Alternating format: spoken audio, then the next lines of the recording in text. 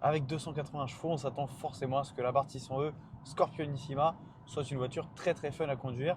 Et ben une fois qu'on est derrière son volant, c'est franchement le cas puisqu'on sent directement la puissance et le couple de cette voiture, surtout en électrique. Voilà, c'est direct. On a toujours cette sensation collée au siège dès qu'on accélère un petit peu. Et puis c'est une voiture qui réagit plutôt bien, qui se comporte vraiment bien, même dans les courbes, même quand on roule à une certaine allure avec une conduite un petit peu plus dynamique qu'à la normale. Voilà, là c'est le cas. On prend les virages et en fait on a une très très bonne direction.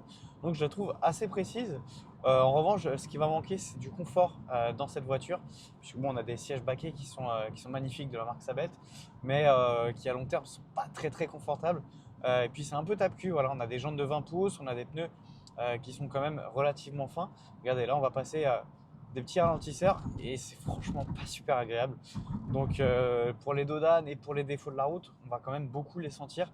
Ça c'est un petit peu dommage. Voilà, on a fait des sacrifices sur le confort pour avoir une voiture quand même assez sportive hein, dans l'âme, on va pas se mentir. C'est une voiture qui a 280 chevaux, 345 Nm de couple et qui est vraiment très drôle à conduire.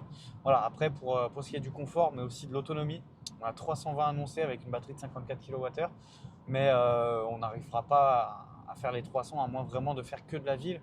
Et encore, puisque c'est une voiture qui consomme pas mal. Donc on passe quand même pas mal de temps à la borne de recharge et c'est un petit peu dommage pour une voiture avec laquelle on a envie de s'amuser. Voilà, comme là il fait beau, on est sur des petites routes de campagne.